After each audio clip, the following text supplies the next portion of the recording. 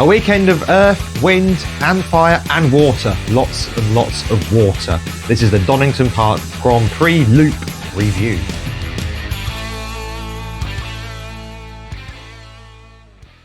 Hello and welcome back to the British Touring Car Podcast. We're going to bring you up to date with all the action from Donington this weekend just gone.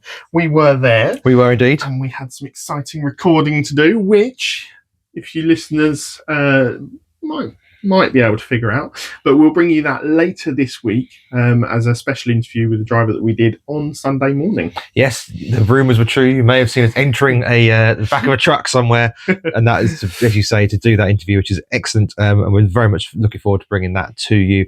And we'll thank him properly at the time, but yes, thoroughly enjoyed our chat with the young man, who was very good indeed. As you say, we were there this weekend, but before we got there was news in the touring car world, as is always the way with the way we do these things. Yeah, it's always the case of once we've released something or recorded something then gets released and we don't get to cover it. But yeah, there was a little bit of news that came out just before the weekend. After I'd said on the preview, the rumours were basically not coming to fruition. They came to fruition. Yes, they did. So Josh Cook is back on the grid for the rest of the season. In theory. At this time, Josh Cook is back on the grid for the rest of the season in replace of James Dorlin at Speedworks Toyota Gazoo Racing. Thoughts? I think that my thoughts come into two strands. First of all, obviously, Josh Cook is in the echelon of driver that you want on a British touring car grid. He's very good. He's very fast. Champion in waiting, arguably, as well. Yeah, you want that kind of caliber of driver on the grid. That's fair enough. However, on the flip side of things, this is by my maths. My maths isn't great, so feel free to correct me if needs be. But this is Toyota's 7th change at the team this year, which means that almost each one of the drivers have been changed at least once on pure maths. Yeah. I also make it that this is the 10th driver to either enter the grid, enter the season, or have change teams during the season, not compete the full season. That's a very roundabout way of saying drivers aren't staying at teams and completing a season. Now, we used to mock we not necessarily, but the motorsport world used to mock and laugh and point and shake fists at a certain team that's not no longer on the grid for their merry-go-round of drivers. If you look at the 2011s, we kind of get frustrated, or 2010s, not 2011s, 2010s, one gets frustrated about the amount of guest drivers and changing and movings about, etc. And we've still got it in 2025. We've been assured this would not be allowed to happen, and this was a thing of the past, and we wouldn't see this so much anymore. And arguably this season, we've seen it more than ever before across the sport as a whole. Now, I say it's great to have Cook back on the grid, but I do think had this not been Cook, there'd been a lot more anger about it. There is a small loophole in the regulations as to, with obviously drivers changing between cars and between licenses and having swap and chop and change to be able to sort of like keep them on the grid. Yeah. And as you say, Josh Cook is exactly the type of driver that we need to have on the touring car grid. I completely agree. He's one driver that should be racing up at the front and being able to be competitive. And through possibly no fault of his own this season, he's unfortunately had to step away from One Motorsport and has been given this opportunity by Toyota, which he's grabbed at.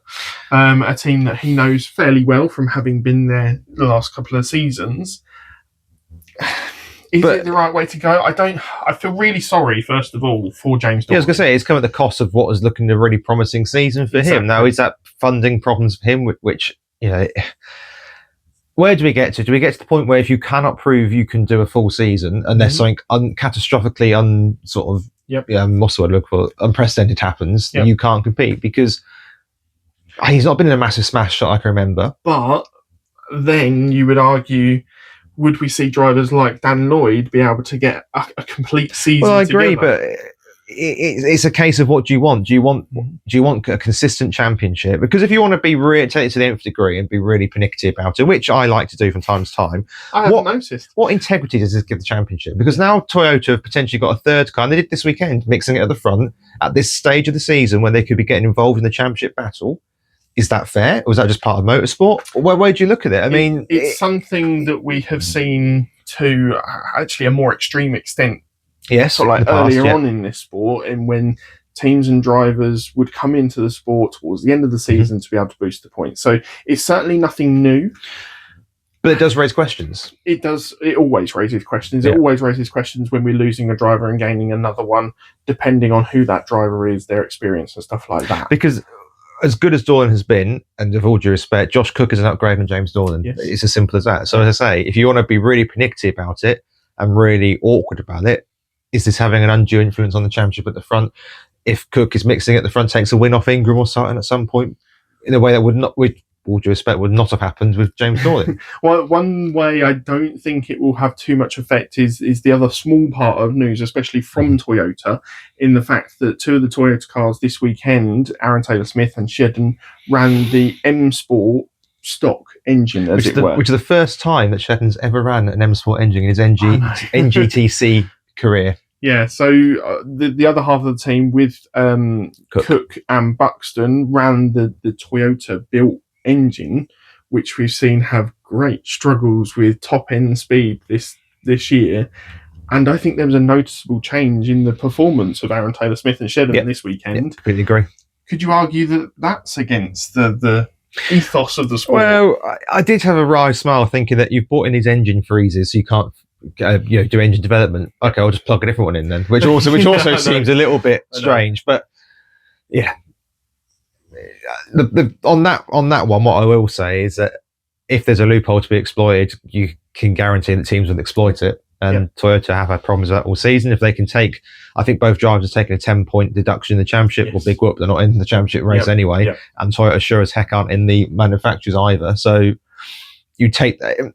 Again, we talked about these about penalties before. There are sometimes penalties that you will take the short-term pain for the long-term gain. You'll take the 5-second penalty because you think you can get up the road. You'll take these sort of penalties because it doesn't really affect you. Yeah.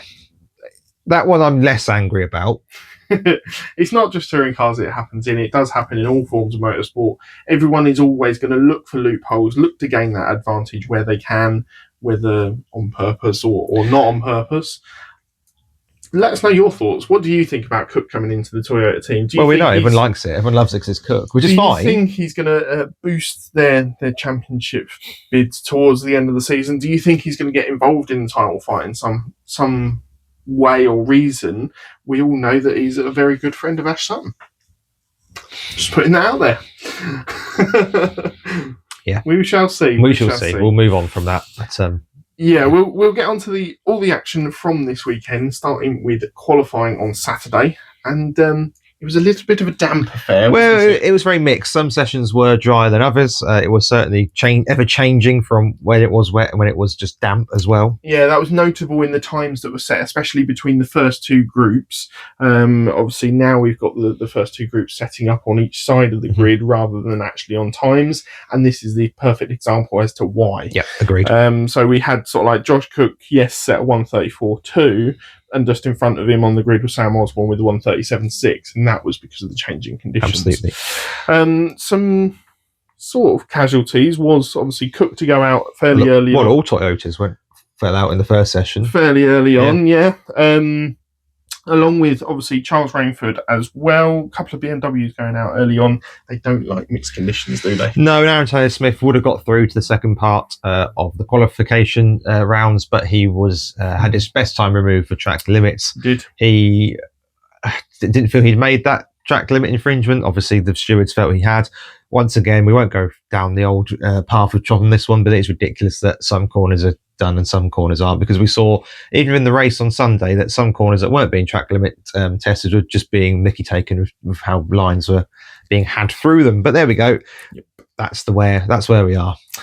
Jake Hill was a notable casualty early on, finishing 11th in the session, with Ash Sutton only one place ahead of him in 10th. But it was really all about the Hyundais, and the Hyundais dominated.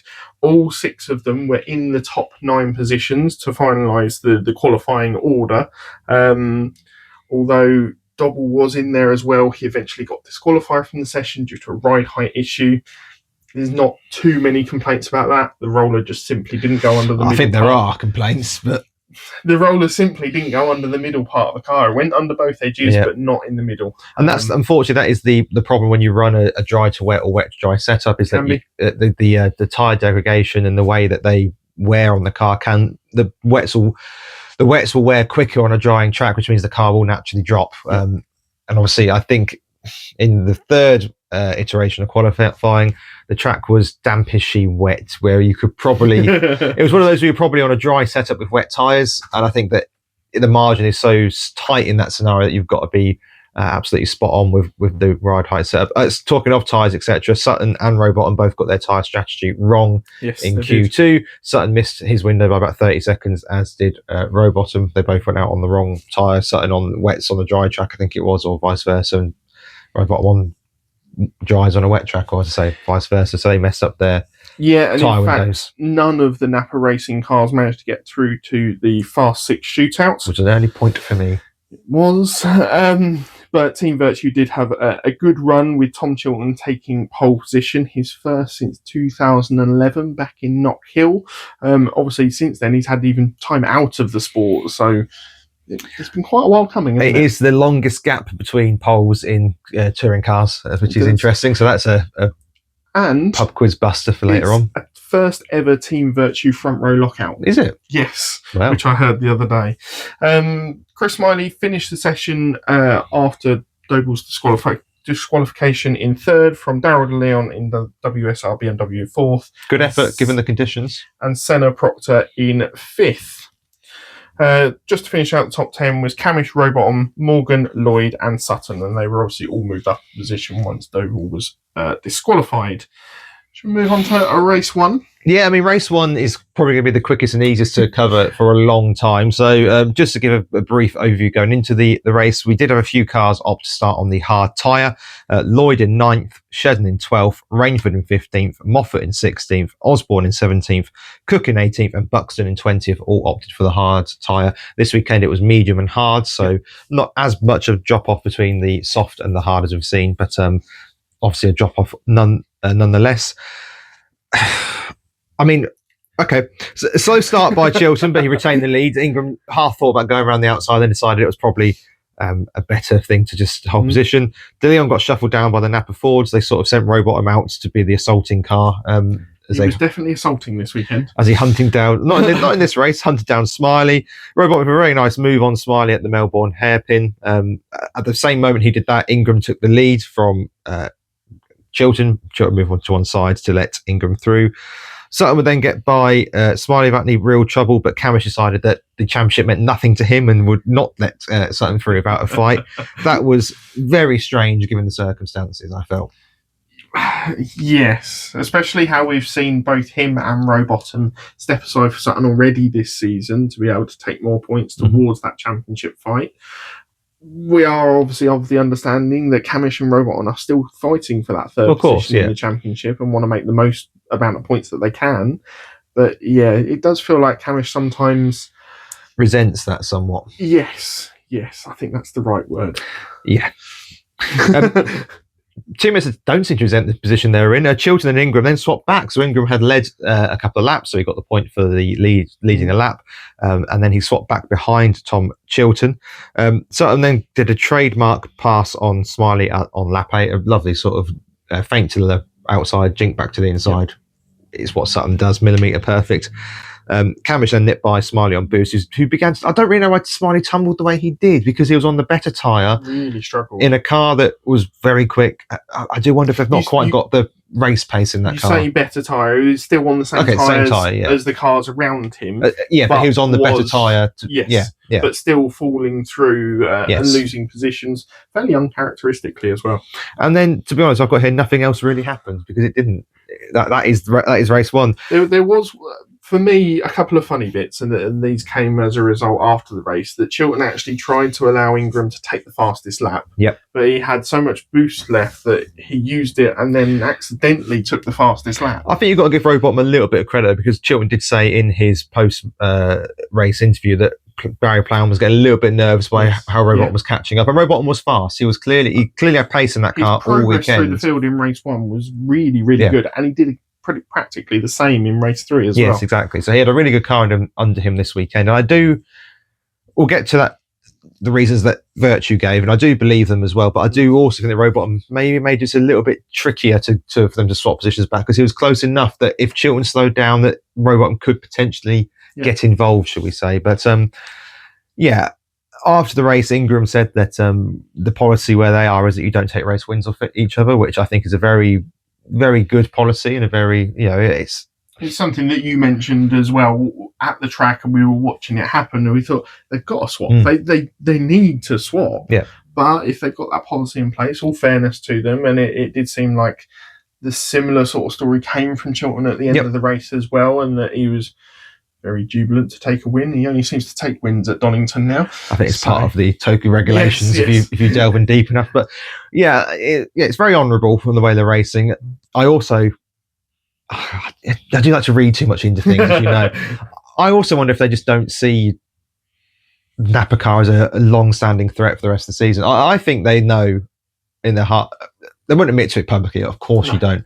I think they know the championship's done. I think they know they've got a car that is really quick, really good, and barring something unprecedented or a big incident, which you can't control it. But yeah, exactly. That's the bit that gets me. But if that happens, the 2 extra points won't make a difference anyway, potentially. Possibly. So I said to you at the end of this race, though, if Ingram had taken those extra points, he could afford a DNF, and for Sutton to take a pole, take the lead lap win and the fastest lap win, and he would still be in the lead of the championship. But the way the weekend's panned out, he's got that anyway. Yes, but you don't know that at that stage. No, you don't know that at stage. But also, team harmony is a wonderful thing. Yes. We've seen it in F1 with Oscar and Lando last year in Hungary. And that line has stuck with me from that event, that you don't know when you're going to need your teammate. Yes. And I don't think Chilton's the sort of person that would chuck his dummies out the pram a la somebody else on the grid with their teammate. I'll let you decide who I might be referring to there. But I also think that you keep those people as onside as you can. And had that been the last race of the season, it was Ingram needs another point, then obviously it's going to happen. But at this stage, A, I think they know it's probably done. And B, team harmony is a really good thing. And I do quite like the fact they don't want to take wins off each other. That to me is quite nice. Yeah, let us know your thoughts, how you think they should have dealt with it, whether they dealt with it in the right way, or whether you do think that Ingram and Chilton should have swapped. Is he going to need those extra points right at the end of the season? We don't know what's yet to happen. We've got 6 races. We've got 6 races left to go. Anything could still happen. We've seen the championship lost. It's done. Before the final race in the final laps. I'm almost willing to say if it doesn't, it's done. And if it's not, here we go. If Ingram doesn't win this, I will half my points in our own. It's done. Okay. It is done. Over at Napa, Rowbottom was desperately trying to get Sutton to come by into third. But obviously that would have given Sutton the harder tyre for race 2. So Sutton rather said, no, thank you, I'll decline that offer. And by his own admission, actually started to hang back towards the end of race 1 to make sure he couldn't overtake Rowbottom and get that tyre. I think we've discussed it before. It just makes a mockery of the rules that we've got, because that is a 4-time champion saying, I don't want to go on a tyre because it's rubbish. And if that's not the most damning and reverberating noise in the sport, I don't know what is. Dare say it was far less evident this weekend. Yes, it was. It was. But I can understand his tactics of wanting to do this in race 1. Yeah. And in the end, he did finish over 3.5 seconds behind Rowbottom. Yeah, but see, if a 4-time champion saying that tyre is crap, and you've then got an Ingram who is a champion, potentially double champion incoming, after saying, well, that's Sutton winning race 2. So it's not a great look. We've been down this road before. Let's hope something changes for 2026. Yeah, the finishing order for race 1 was Chilton from Ingram from Rowbottom. As we said, Sutton in 4th, closely followed by Dan Hamish. Jake Hill in 6th, who had a fairly quiet but okay race. Solid. From Morgan in 7th, Proctor 8th, Smiley in 9th, where he fell to eventually. Taylor Smith in 10th, from Darrell de Leon, Shedden, Rainford, Lloyd and Moffat. Obviously Shedden being the top running hard runner. Decent result that as well on the hard tyre. And actually, we'll get to it. I thought Shedden had a really good weekend. He did. So yeah, Darrell de Leon took the Jack Sears in that race. He did indeed. Right, race 2, a little bit more happened, shall we say? Yeah, just a little bit. So, as you already know, the top 3 would have to start the race on the hard tyre, and no one else throughout the grid did. And there was a weather forecast suggesting that rain would hit at some point during the race. Now, we had a little sprinkling early on, which you moaned at me for. You put your umbrella up? Put the umbrella up and it stopped. Yes, you jinxed it. We did get a little bit of chaos later on. Anyway, Sutton managed to get Rowbottom off the line fairly clean start at the front, and it was what he needed to do and what we thought he would do, especially on that tyre deficit. However, once they all got down to the old hairpin, it all concertinaed up quite tightly, didn't it? Yeah, I was slightly surprised because as the race sort of stretched out from here as well, it seemed that Ingram was almost trying to be the blocker to let Chilton get away, whereas you'd expect it to be the other way around, really. Yeah. But equally, with the way the start went, there was never an obvious time for that switch to happen. No, it wasn't. Ingram starts on the outside of the grid being second, and you don't want to be going round the outside of turn 1 at Donington Park because the rest of the pack will come through on the inside. Yeah, certainly. With that concertinaing that happened down at the old hairpin, there were a couple of drivers that were really held up by it. One of those being Proctor, who had further drama up at McLean's when it looked like he dipped a wheel onto the grass on the right-hand side, which sent the car into a spin and T-boned the side of Aidan Moffat, who was a completely innocent party. Yep. And then out of complete sympathy, Osborne did exactly the same but didn't hit anyone. Yeah, he looked at it and went, that looks like fun. Let me try that. Yeah, this is the first real mistake I've seen Proctor make all season. I'm not counting the mistake in Thruxton Quali where his car switches off because that's not really down to him, and it's quite a poor mistake, dare I say. Yes, there's a little bit of bunching. There is a little bit, but he's got plenty of room not to do that. It's quite a misjudgment. Yes, to dip your wheel, certainly on the inside there. Possibly more allowed on the outside, but as you say, there are a lot of cars in the vicinity, and a lot of ways you have to keep looking to make sure you don't run into other people. Yeah, and as you say, I do feel for Moffat because he's not been able to really catch a break for the last 3 years in touring cars, and this is another one of those where you are minding your own business, you're driving fairly sensibly, and then you have a Proctor in your door for.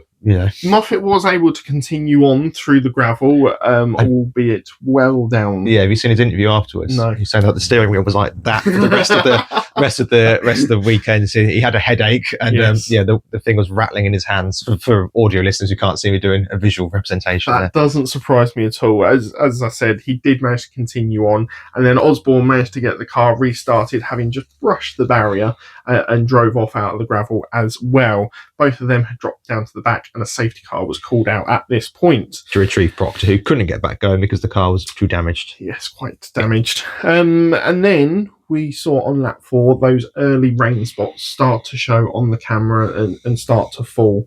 Nothing of any real significance. It was just like one cloud passing over, depositing what it had. Yeah, and I think you can get a bit carried away, and I think we saw it in the F1 this weekend as well. You need a lot of rain to really affect a racetrack because the tarmac will naturally absorb some of it anyway, and you need a lot of it to cause a problem. Well, yeah, and the way that the tarmac works and the heat that it gets up to, a lot just it has to evaporate straight away. Yeah, it has to cool it first of all to then be able to accept that water on it's the almost surface. Like in this country we say it's too warm for the snow to settle. Like you have to have the cool ground for it to start to really cool.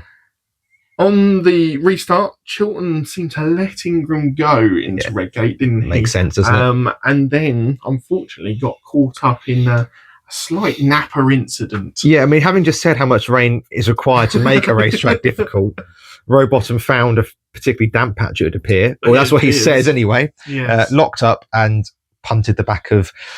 He chose a Valvoline car to punt, and he opted for Sutton, which, I mean, look, it's devastating when it's your teammate at the best of times. It's even more devastating when it's in the midst of a championship battle, and Sutton is almost guaranteed to win that race. It's a mistake. It's as simple as that. Robot was very frank with it afterwards, and in subsequent interviews throughout the day, it was an error. He's apologised. Errors do happen in racing, and this is just one of them. It sent Sutton completely sideways. Ingram is so lucky as well, because Sutton does clip the back of Ingram's car, but not enough to unsettle it. He nailed the throttle. Chilton got caught up right on the outside of this and had nowhere else to go, which put him down the pack along with Sutton and along with Rowbottom. And then Sutton's misery didn't really end there, did it? Well, I think that one would say the red mist descended a little bit, because I would say that the move on Aaron Taylor-Smith into the old hairpin was a little bit... Optimistic, out of control, arguably, fueled by a little bit of anger. Basically trying to sling one down the inside of Aaron Taylor-Smith at great speed. Which we have seen him done multiple times before at the old hairpin. Yeah, but that was a bit too fast and a bit too optimistic. To quote Martin Brundle, a day late and $1 short comes to mind, and both will take a trip through the gravel pit. which put our total up to 2 for running wide at the old hairpin. Yes, it's pointless keeping count. Yep. As you say, both put both of them down the order once again as well, and it was really a race that Sutton now just had to try and fight for as many points as he could gain. What I would say, though, is that knowing what that happened, I then found Ingram's next few steps quite odd in the fact that Camish was coming through on a better tyre. I'm sure you'll get to in there. Yep. And he didn't half fight it, did he? He didn't half fight it. And I know the racing driver wants to fight it. I get that. I know they're in a manufactured battle as well. I get all of that. But Sutton's, if he's scoring anything, he's scoring few points this race. Just let Camish go. Morgan's then behind you. You'll probably finish second. Seeing how Ingram and Sutton then fought in race 3 on the alternative tyres between the two of them, it kind of makes a little bit more sense now as to why Ingram fought it. I think he felt that he had that competitiveness in the car. But why risk? And look, I know Dan Camp's not the kind of driver that's going to put you off. He's an incredibly clean, fair driver, absolutely. But why risk it? Because the thing is, as soon as you start to go toe to toe, wheel to wheel, anything can happen. We saw that at Croft a couple of weeks ago, where just as something as Knocker is cutting across the front of the chicane, unsettles the car. We questioned him doing that at Croft as well. Maybe it's just how he's feeling at the moment. He's clearly got ultimate confidence in the car, and why wouldn't you? It's an absolute beast that they've built, and you talk to the fans, you talk to some of the drivers, and they cannot believe that the car that they've put together this season. Yeah.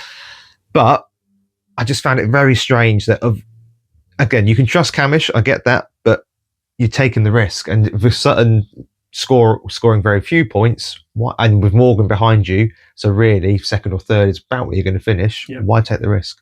Yeah, as you say, Camish managed to get through on lap 6 eventually to take the lead from Ingram, and then Morgan managed to get past Ingram a lap later. That wasn't really fought at all. No, but again, a part of me wonders on that one whether it was a team going, okay, Morgan, go after Camish, see what you can do. Yeah, see what you can do. Because also, if you two have a little bit of a scrap, Ingram might be able to come through, and also there is the manufacturers to think of as well. A driver making a little bit of progress through the field was Hill. Had a nice clean move on Lloyd down at the Melbourne hairpin. Nice late braking. Yeah, it was nice. That was. Tucked it up the inside. Very nice. And then we had an uncharacteristic, I'm going to say, error from Rainford coming out of the final hairpin, trying to get a better exit to try and overtake Aaron Taylor-Smith. Almost timed it a little bit too well, got on the power nice and early, clipped the back of Aaron Taylor-Smith, and actually sent the car into a full 180 spin. His car, not Taylor-Smith's car.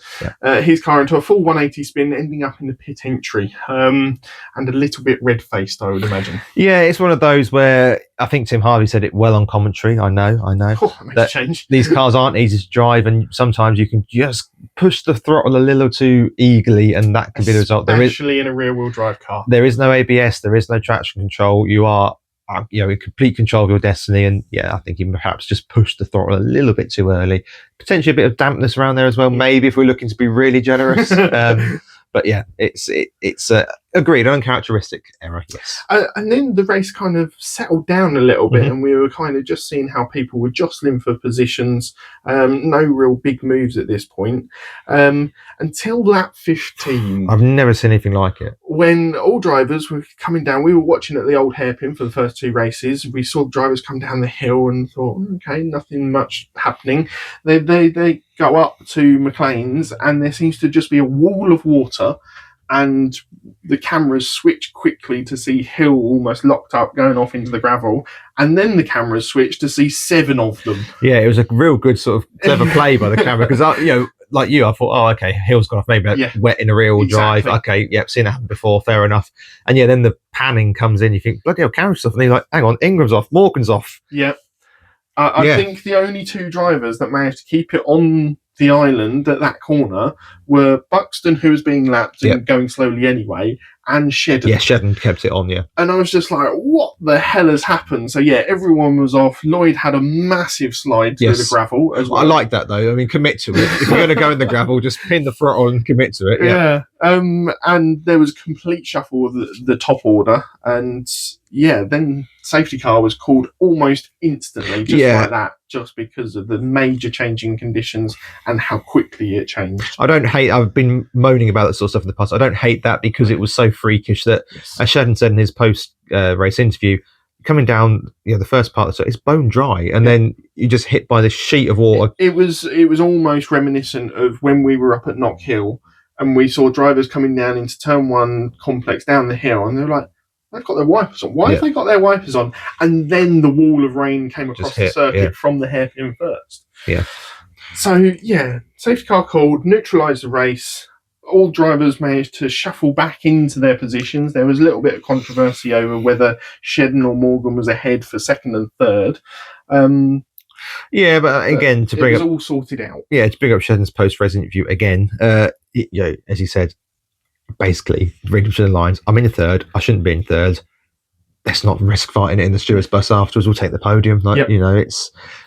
We could be second, but it's not, what second to third really in the grand scheme of things. Especially where he sits in the championship, how Toyota are doing, they're more than happy to take a third rather than have 10 seconds added on. And in the conditions as well, just err on the side of court. I think it's actually sensible from all parties involved. Just be sensible about these things. And agreed. The more drivers are sensible, the more likely we are to actually be able to race and rain. So, So the final order eventually shuffled itself out to be... I was disappointed we finished on the safety car, I have to say. Yeah. And Camish half said he was disappointed in his interview after, saying that it could probably have got round a lap on slicks. Probably. Yes. Although it was probably the right thing to finish on safety car, he also said, I think. Part of that was because obviously we'd had the safety car early on for Proctor. Yes, of course, yes. So we couldn't actually add any more laps on than what were left. Yep.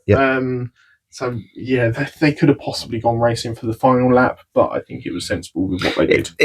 I can't have too many complaints. Apart from I would have liked, as a fan, I would have liked to have seen it, but I can't have too many complaints. No. So Camish actually did manage to hold on to the lead and took the race win from Morgan and Shedden, who swapped back round once the safety car was out. Smiley finished fourth on the road, but was later disqualified for ride height infringement. It's a conspiracy. I don't know whether that was because he went rally crossing through It's gravel, a conspiracy. but I assume so. Which then promoted Ingram up from De Leon, from Cook, from Aaron Taylor-Smith. Sutton managed to finish 9th overall, from Hill, from Lloyd, Moffat, Robo, Osborne, Doble and Chilton, just squeezing into the points with that disqualification. Yep. For race 3, ball 8 was initially pulled, which would have put Aaron Taylor-Smith on pole, but because of Smiley's disqualification, it bumped everyone up a position, and therefore Sutton took pole position. You can't write these things, can you, Alan? Don't feed into the conspiracy theories that are floating about the 3 different rollers, depending on what the outcome needs to be. But, there we go.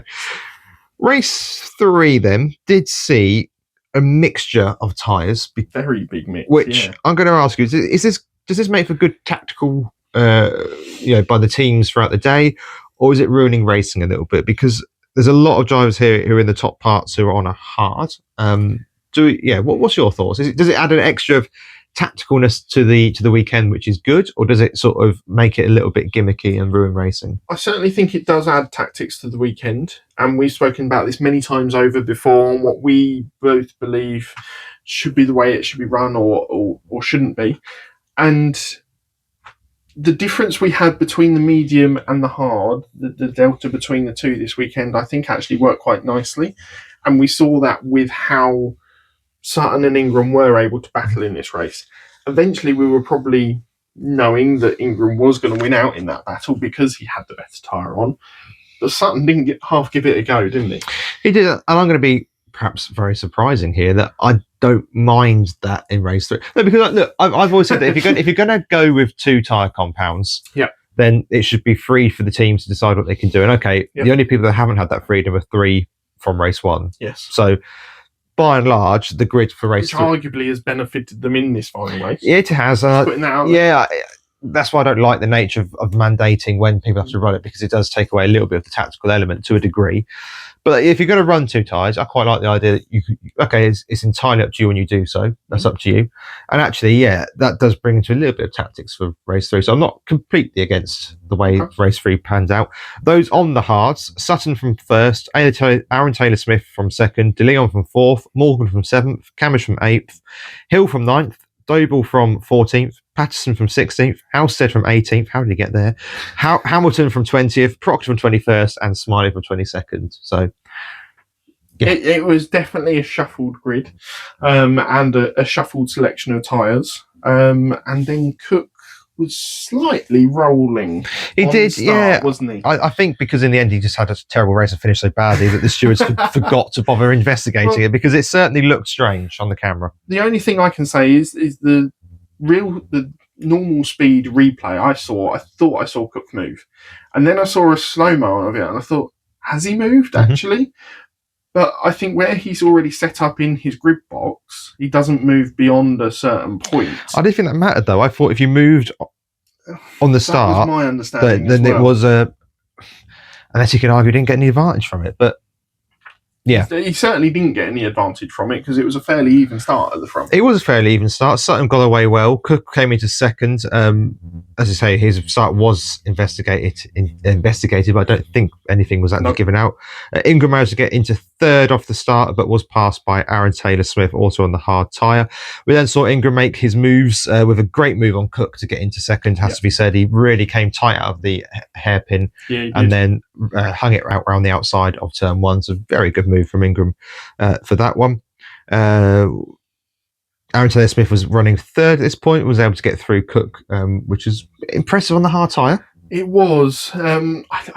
I don't know whether that is the engine offset between those two cars, showing that engine offset can offset the tyre difference. Lots of offsetting. Lots of offsetting, yes. But I also think that the way that Cook slowly fell through the field, you could see that he hadn't been there for a couple of weekends. Yeah, he hadn't sat in that car this year. He had a few gremlins in the car as well that were reported too, so that's probably part of it as well. Ingram was then pretty much right on the back of Sutton, and we did finally see some racing because they're absolutely right. The way the season has gone with the tyres and the other stupid rules is that whilst they are top two in the championship, they very rarely get an on-field battle because basically they just decide which races they're going to win between them at the start of the day. Yep.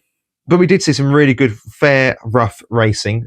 Ingram initially trying to come around the outside of Sutton through the Melbourne hairpin. Sutton having none of it. Held his line and forced Ingram wide. Now, I know he's supposed to give a car's width on the outside, etc., but I personally... That was a gap that was always going to close. Yep. And although Ingram was ahead in the braking zone into the corner, you knew Sutton was going to be down the inside and you knew Sutton was going to run you wide. And I think the way those two drivers have raced each other over the career, not just in the touring cars but in lower formula as well, they know exactly what each other's going to do.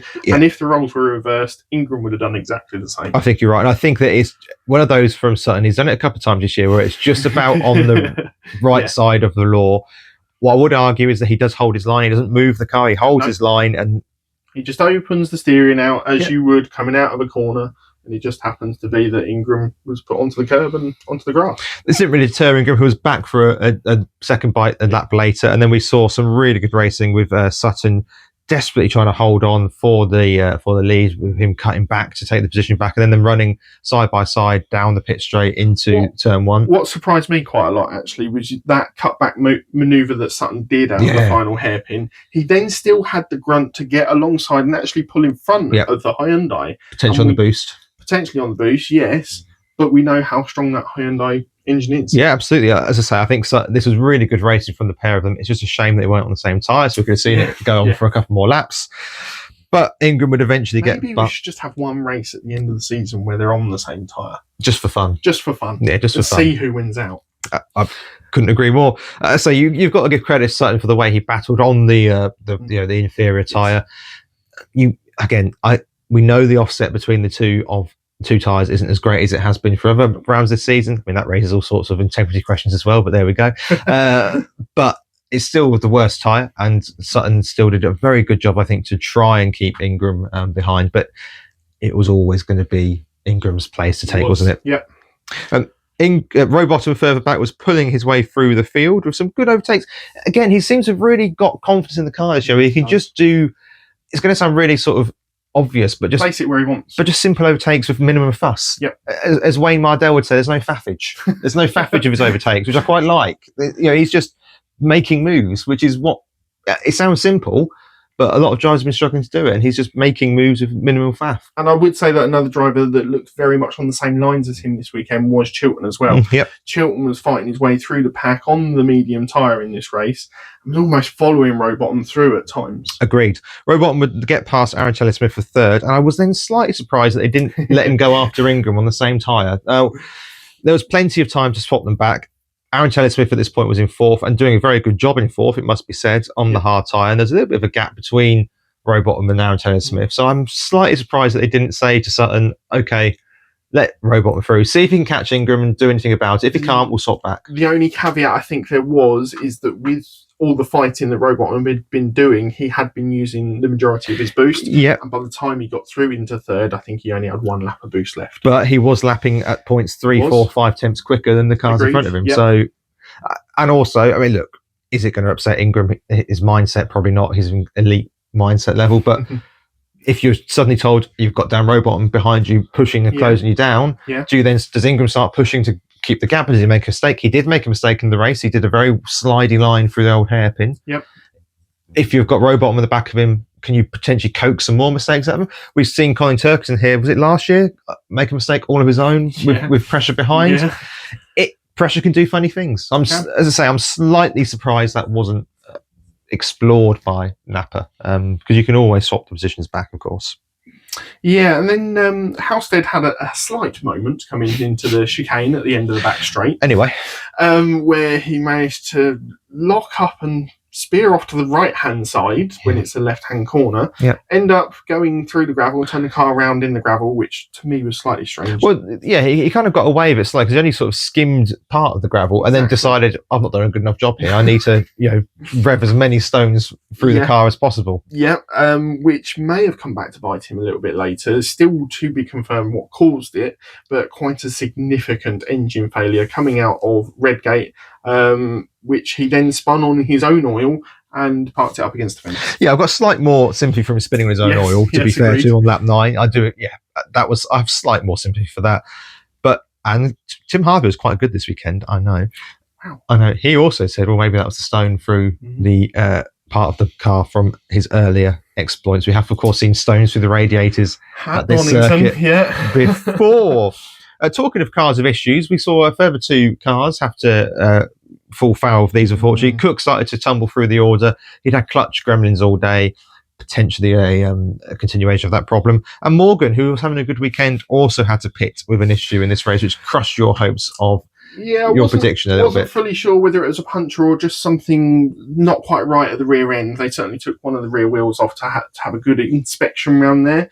And following that up, Smiley also got a puncture late on in the race. He did indeed. On the safety car restart, all fairly civilised. What I, again, found interesting is that Rowbottom was the defender on the restart, not the attacker. Sutton and Ingram kind of went away as Rowbottom held back a little bit. Caveated that at the end of the race in trying to make up for what happened in race 2. Yeah, I can understand that to a degree. And obviously, Sutton did try and have a few attacks on the safety car restart, but realistically on that tyre, it was never really going to come off for him. Chilton, who you mentioned earlier, was having a great race, but he had met a rolling roadblock that was not for moving with Aaron Taylor-Smith, who, you have to say, on the hard tyre, of a car that has been a little bit difficult this season, did really well, didn't he? Kept Chilton behind him for the race. And Hill was also involved in that battle and was making a nuisance of himself, wasn't he? Hill got through Chilton for a fantastic move at Coppice. So, you have to say it's a brilliant move by Hill, Sutton-esque to a degree, and just made the move very, very well indeed. I think that's pretty much the race, apart from to say that with the Ingram win, is that the championship over?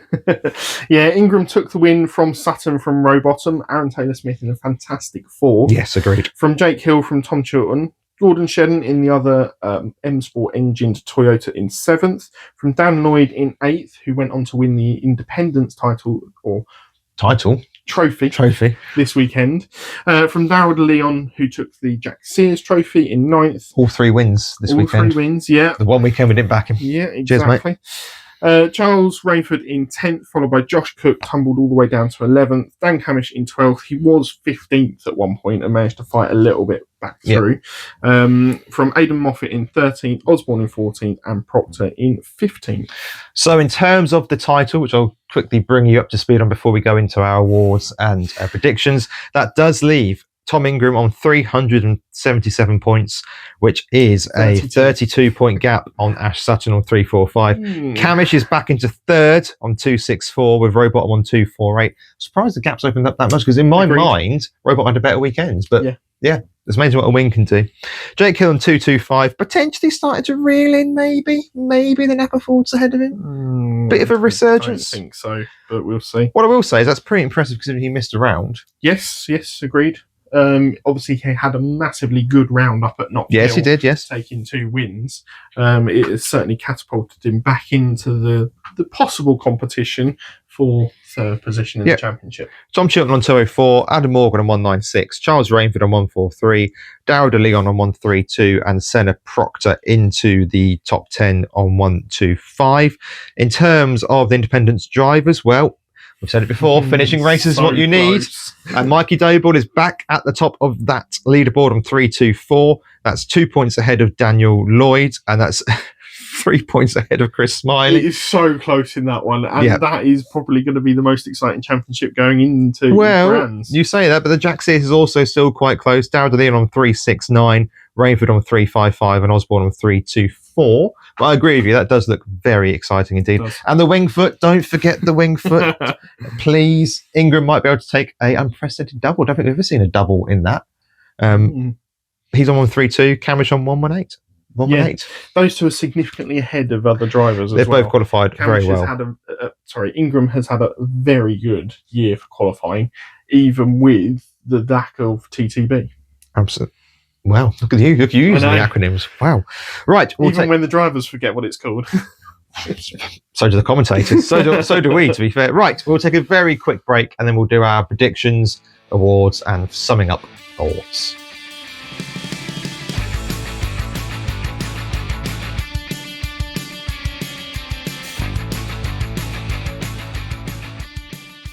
We've all had that sinking feeling when we've missed a delivery or missed something on the telly or whatnot. One way you don't have to miss out on this podcast is... You can get the bell on down below on YouTube so you won't miss a single video that we post, or you can go and subscribe to us on all your podcast platforms. We're also on social media, TikTok, Instagram, Facebook. Plenty of discussions over there of all the goings on throughout the season. And don't forget, we do have videos coming out in between races with a very special one coming up this week. Make sure you comment on this as well. What content? Comment on content. Comment on content. Back to the show.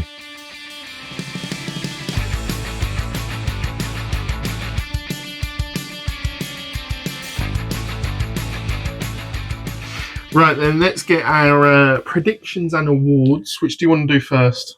I was going to ask you the same question. What do you fancy? I'd like to do some awards first of all. Okay, let's do the awards because we're pretty much in agreement on all these anyway. We are, amazingly. Yeah, so driver of the day is... Tom Ingram. Yeah, I'm going to give honourable mentions to Robo and Chilton, who have both thought had good, strong weekends and drove very well as well. They did. Other than one of them hitting their teammate and title Made some good entertainment. It did, yes. I think Ingram has probably sent a case of whatever beer he was once sponsored by over to Robotham in the post. But a first, a second, and a fourth for Ingram this weekend. And let's be honest, it would have been a third had the rain not come, because he was comfortably in the podium place in race 2. Yes, and he could have quite easily had the race win in race 1 if team orders weren't involved. So, I completely agree with you. Villain of the weekend? It has to be Smiley, Agreed. unfortunately. A poor showing. In race 1, tumbled. Yeah.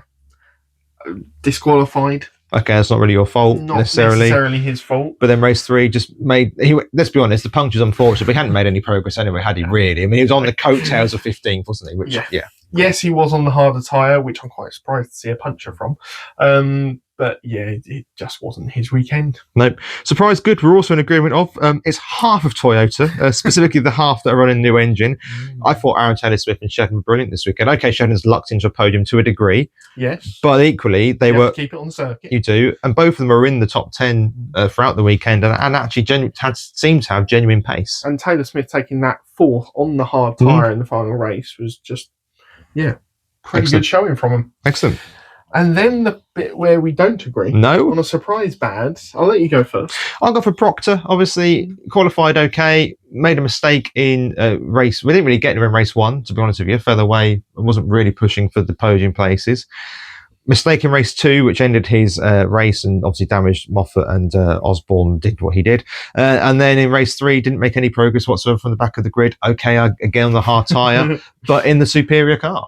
Yeah. So it was a struggle for him this weekend. It's coming to be his worst weekend since him coming back, and that's why it's surprise bad. Agreed. I've gone for Rainford this weekend.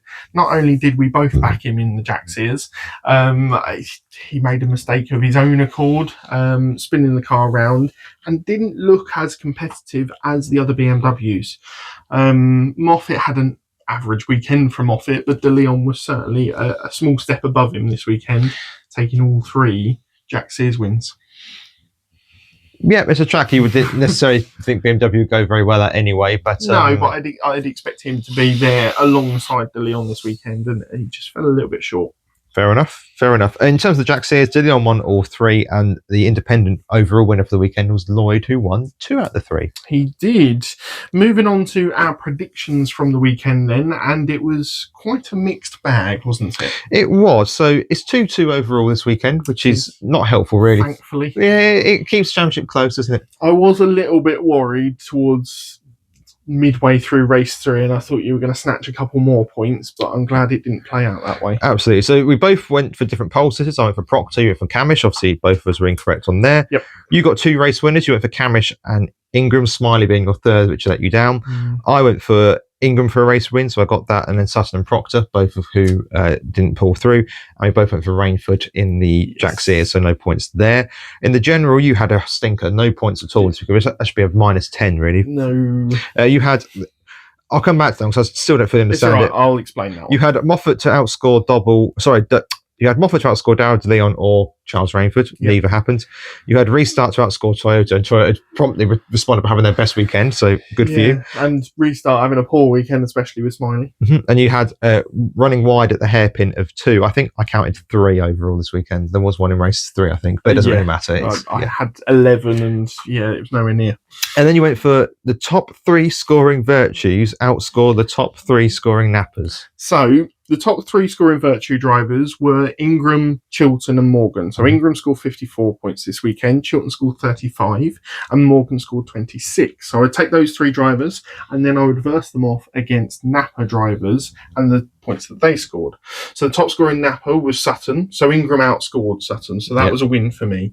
And then it went downhill. Oh, I see. Okay. So Camish scored 36 points this weekend, outscoring Chilton, who only scored 35. And then Rowbottom scored 34 points this weekend, who outscored Adam Morgan on 26. Right. So, it was poorly calculated. I didn't think Napa were going to do as well as they had done this weekend.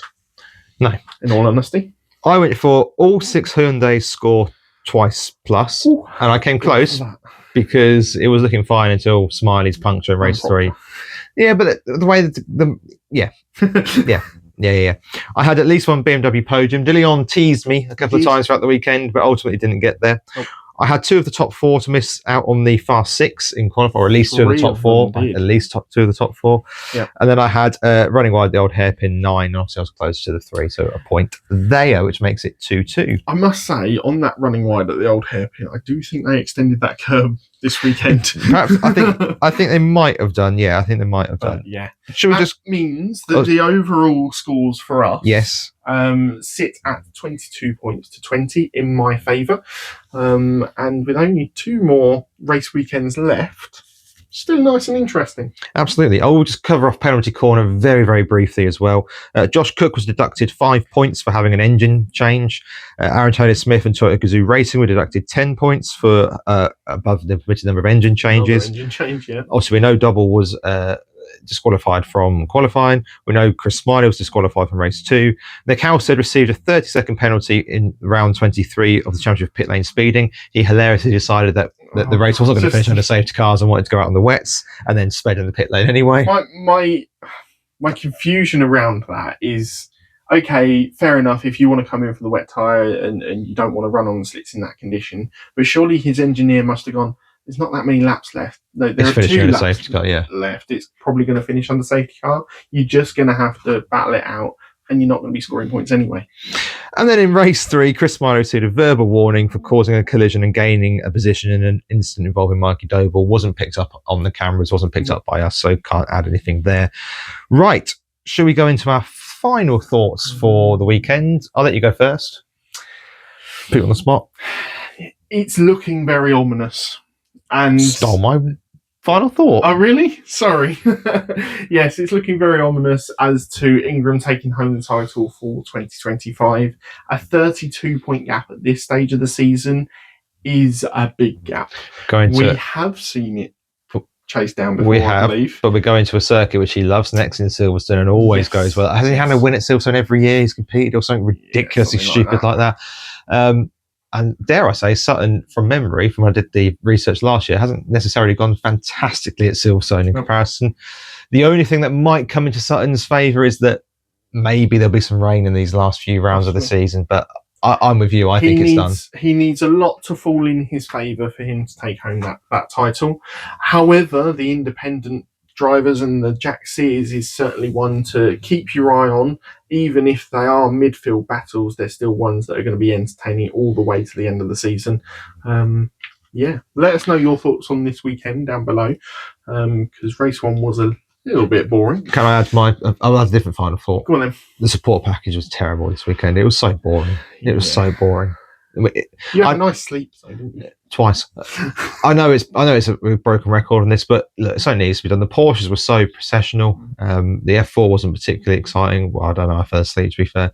And the minis weren't the usual minis. So, we've been here before. We've chatted it before. Something needs to change for next season. There's probably no point moaning about it for the rest of this season now. We've only 2 rounds to go. Let's just hope that 2026 is a little bit different in that regard.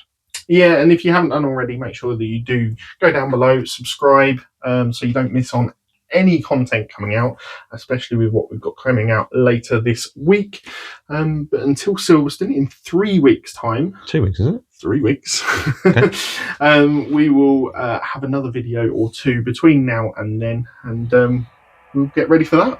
Till we speak again. Bye-bye.